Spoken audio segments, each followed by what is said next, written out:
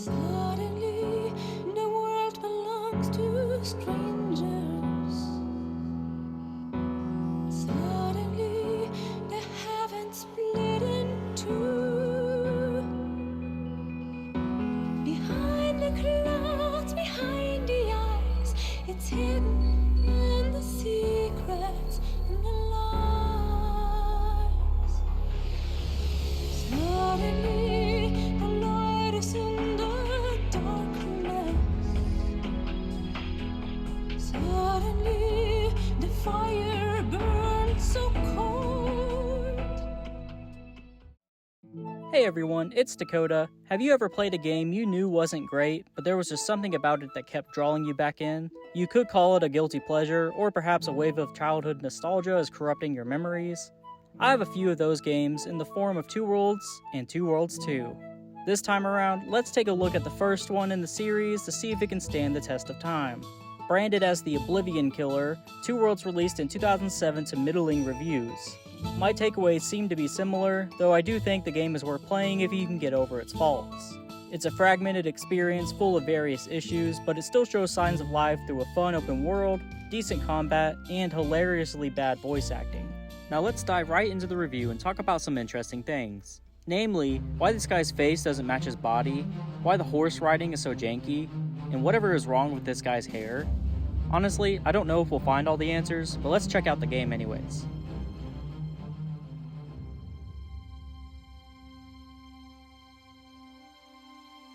Let's start with the story and writing.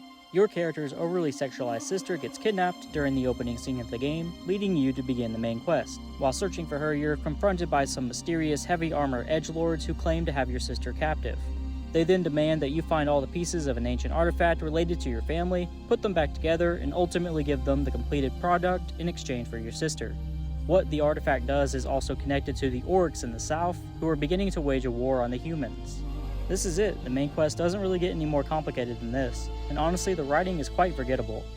This grand and overextended fetch quest will take you to all corners of the map, and the artifact pieces are also intertwined with the factions spread across the world. The developers have it mapped out pretty nicely to where you have to experience most of the game's primary content through the main quest. While the main quest is pretty underwhelming, the side quests and faction quests really do make up for it. Plenty of these stories are interesting and even involve wacky situations. One of my favorites was at a military camp where some of the soldiers wanted you to steal their commander's underpants as an act of revenge. The commander's servant will wash them soon. You can easily steal them. 'Twould be better to have them unwashed. It's through these side stories that Two Worlds establishes the state of the world. There's actually a lot happening when the main character gets involved. In the north, a faction called Clan Karga is fighting against a rich and potentially corrupt faction called House Skeldon. In the south, the orcs are growing bolder, with many of the larger human cities under martial law while battles rage.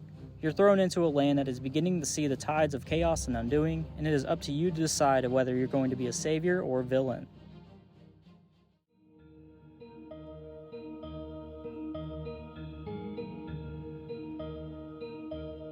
Before we do anything else, we need to talk about how this game runs. Its performance is pretty atrocious, with stuttering every few seconds that gets even worse in combat situations or large cities.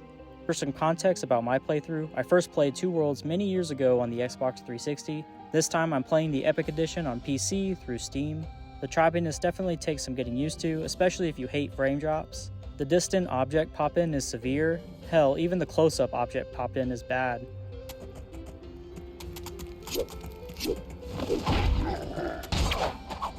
Shadows also don't load in until you're right up on them. It's extremely noticeable and takes away from the experience and immersion.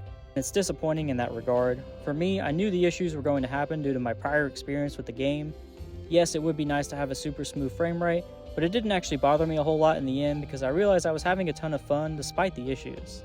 This aspect of the game will definitely be a turnoff to those of you who can't play your games without having ultra smooth performance and frames. Two Worlds is not a graphical masterpiece by any means, but sometimes you just have to look past that to have a good time.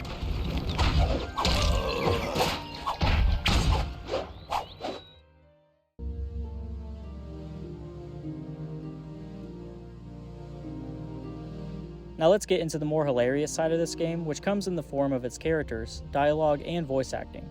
There were a lot of lines that were genuinely funny, as well as serious lines that were unintentionally funny. you smell different than I expected. Much different. What also doesn't help is all the random Old English that is sporadically thrown into the dialogue. My favorite by far was forsooth, which just means indeed or in truth. Forsooth, it could not be worse than this one, could it now? This one was pretty common throughout my playthrough, but there were some other words I was fond of, like, Oh, poppycock. I do not need your dog's body to find you. Oh, I prithee, I wish no strife. Malleus eyes, Malleus bunions. By Malleus red gums. Aye, a lip smacker indeed. Codswallop, who's to drink it, eh? You? A female? I could make a candle with the wax in your ears, Reist. Us liver. Us liver. I tell you. I'll chew.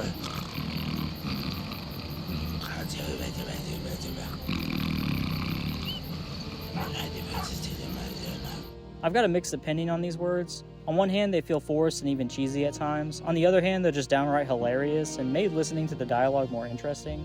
The pacing of the dialogue feels similar to when two random NPCs try to talk to each other in the Elder Scrolls 4 Oblivion, but it's like this for the entire game. Two Worlds has a decent number of different voice actors, but some of them go a bit off the rails in my opinion. Your reputation precedes you. I hear you're quite the hero, and I don't mean your medal, wherever you stole it from. You'll get either one of two experiences. The voice actor will sound like they belong in this type of environment. I have no time for this. I have more to do, luckily for you. Or they'll be completely off-tone and hilarious. Only if the Enclave accepts you. The Earth must know that you are one of us. Then the Flame will surely speak with you. The experience left me crying of laughter more often than not. Also, why does this guy sound like he's talking through a tube? Ah, mercenary, how fares your mission? On another note, the character models are hit and miss. Some of them look really good, like this military commander who looks like he was pulled right out of Game of Thrones. However, others have seen better days. First, there's the hair guy from before who definitely needs to see a barber. Then there's this guy whose head doesn't match his body. The game goes back and forth like this. You'll have some people who look like they belong, and then you'll run into some downright ugly character models.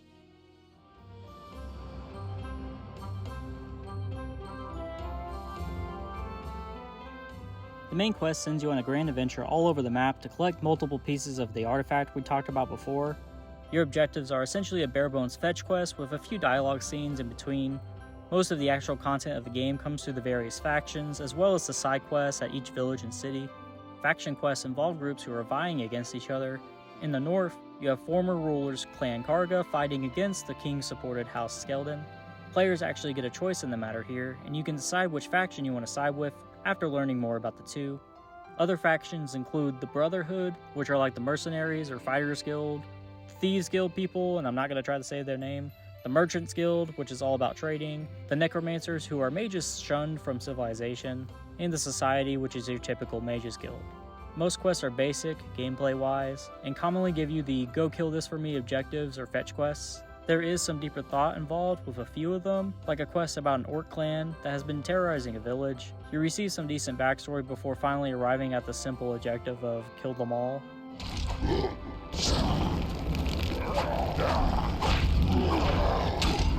Quests generally give you a good idea of what you need to do next, but sometimes they don't point exactly where you need to go.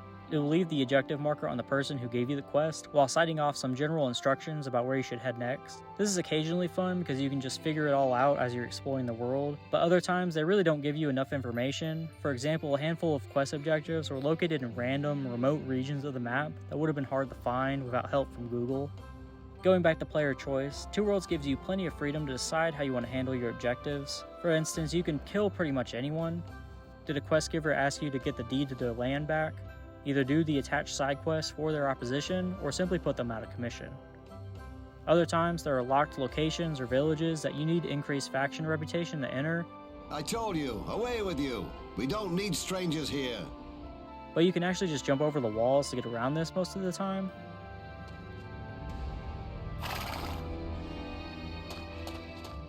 Or even kill the guard out front and open the door for yourself. It's really up to you to decide on how many corners you want to cut. The game takes about 25 to 30 hours to complete, depending on your playstyle. I even used a website called Game Banshee to make sure I didn't miss anything. While there are plenty of quests with each faction, they usually don't take that long to complete. I did have some issues with the final part of the main quest. The game comes with 2 different endings based on your decisions. For my playthrough, I experienced a glitch that made the whole thing abruptly end, spitting me back out to the main menu without any story resolution. After a quick Google search, it turns out I'm not alone in this. There's some issues with the cutscenes that other people experience too. They wouldn't play for me, and I actually missed a different one earlier in the campaign. Luckily, I found the video files within the game directory, but this was still an annoying and confusing problem to deal with.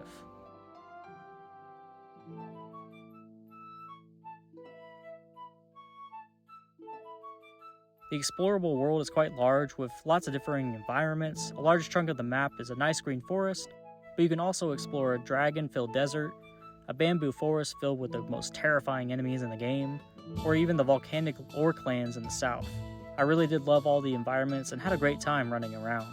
Magic and health sources cover the map, as well as random packs of enemies that change depending on where you are. While the world is large and there is plenty to discover, most of your primary objectives and story content are all along the main roads and side paths that are etched into your map. There's an occasional cave or unique spot located away from these roads, but a lot of this land is basically just filled with wildlife, wilderness, and shrines. Moreover, the world does not level with you, but rather has different level zones. This works well since you start the game in the easy or northern areas, and the main story continuously pushes you toward the harder areas in the south. There are a few larger cities like Tharbakan and the capital, Cathalon. They're actually populated really well, with lots of people walking around. The citizens don't really do much other than walk, but it does help the cities to feel more like bustling trade centers. Merchants are usually present every 2 steps you take, which is good if you're trying to hunt down specific weapons or armor sets. The city of Ashos has some crazy things going on with its story, and it was one of my favorite locations in the game. Also, all the women in this city move around by tiptoeing everywhere they go for whatever reason. Teleports are your main methods of traveling far across the map. You can even do a small quest in the beginning to earn a portable teleport, and it's extremely helpful. Horses are your best friends for exploration, but they're extremely janky and hard to control. It feels like they have a mind of their own, so you can't just run them into anything. They're hyper aware of objects, as well as steep inclines. This could make them annoying to use because they will stop listening to your input and decide to just go their own direction. As you can see, I'm just trotting down this path, minding my own business. Where the hell are we going? Even through the bugginess, I think the horses definitely are the way to go when traversing the game's rather large world. You can also whistle for them if they're nearby. Remember that steep incline your horse didn't want to go up earlier? Yeah, now they don't care about it, since you whistled in their general vicinity. Really? Now you want to come up here? On another note, one of my favorite things to do in the game is actually just riding horses straight into the massive cities, without any loading screens. It's such a small detail, but it's very immersive and satisfying.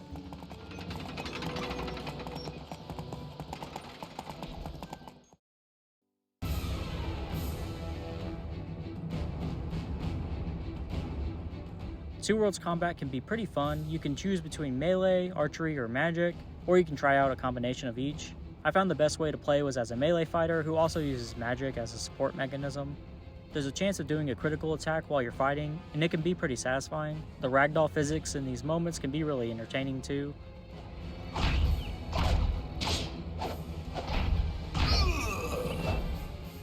It also seems like there's always a bandit whose only job is to throw dirt in your face. Even when all his buddies are dead, it's all he can do to piss you off.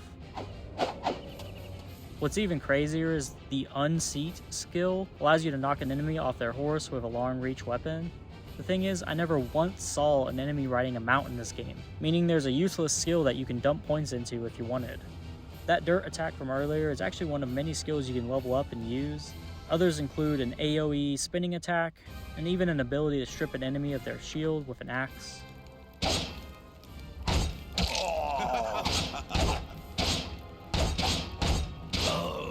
However, the caveat here is that most skills in the game are unreliable or extremely weak, and you're better off just using the basic attacks anyways.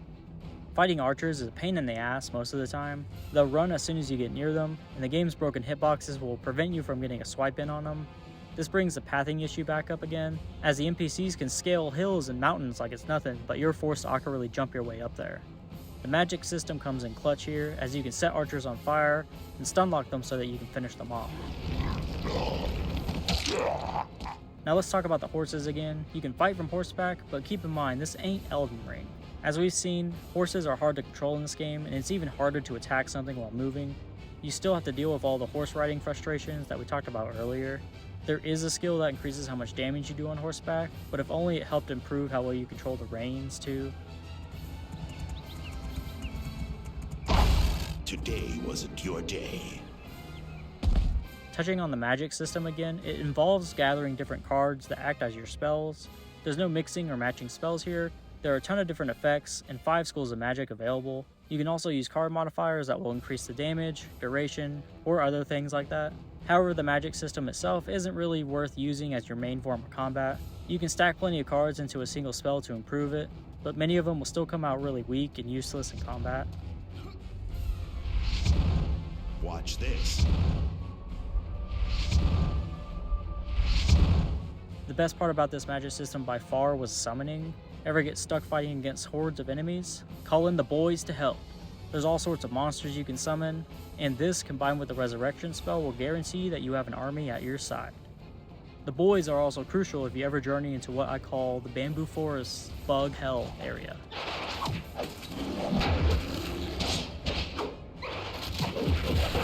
Archery is just fine, but it does have some tiresome aspects. The game does an annoyingly choppy zoom every time you draw your bow, and it gets old fast. Some of the skills are pretty cool though, like the disarming arrow, followed by a powerful multi-arrow. However, in combat scenarios, you are essentially doing the same thing that enemy archers do when you attack them, which is shooting a couple of shots, then running far away, and then rinse and repeat. You do get pretty powerful toward the second half of the game, so much so that you can literally just walk into enemy camps and one-shot almost everyone. This will apply to a majority of the game's enemies, but not including bigger monsters and other enemies in late game areas. The endgame of Two Worlds can honestly be repetitive because of this. You're mostly going to be down in the south, in the wastelands or orc territory, so there aren't as many quests to do. While it can get tedious, I will say there are a lot of cool creature designs down there. Plus, once you get there, you're probably not too far from beating the game, unless you want to explore more of the semi-empty wasteland.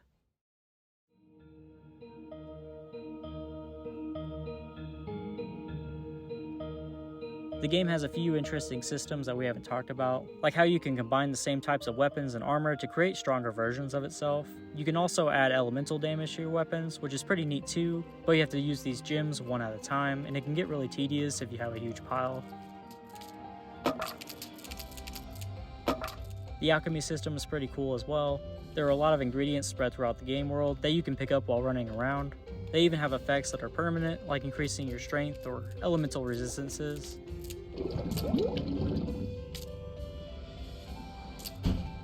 Now, real quick, let's do a fall damage and ragdoll physics test. I've chosen the top of Waterclaw Tower, as it has a clear view of most of the map. Alright, here we go. Seems like we die before we even hit the ground over here. Otherwise, the physics aren't too terrible. I'm gonna give it a 7 out of 10. Speaking on the gameplay loop, it primarily revolves around clearing out bandit and goblin camps, teleporting away to a town to sell all your loot, and then repeat that cycle as you continue to explore. This loop took up about 70% of my time, while the rest was spent actually doing the quests or listening to dialogue. At one point, I just stopped looting the equipment off of bodies so that I could speed up my exploration.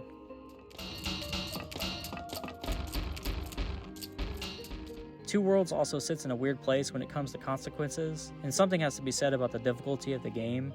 You don't have to pay a price for dying unless you play on hard difficulty. Remember those shrines we were talking about that cover the entire map? On normal mode, you'll just revive at the nearest shrine when you die. As far as I can tell, there's no consequences to dying other than some lost time. Dying in hard mode, however, will make you load your last save, but this still makes the normal mode seem extremely easy. Two Worlds for sure has plenty of positives going its way, and was a solid attempt at making a large fantasy RPG, but unfortunately the negatives will completely turn some people off from the game. In my case, I was able to enjoy the experience knowing I was going to have to endure choppy performance, bad voice acting, and rough writing. However, I also found that there was much joy to behold in the same breath. Where the game lacks in some areas, makes up for with a specific jankiness that almost feels charming. Whether it was the interesting open world, wacky side quests, and faction stories, or the decently assembled combat, Two Worlds still kept me coming back for more. It's not quite on the level of Oblivion's charm, but I would still recommend the game regardless of all of its flaws. You just have to realize what you're getting into. At its best, Two Worlds is a fun adventure with some weirdly interesting side quests, unintentionally funny dialogue, and wild, janky moments.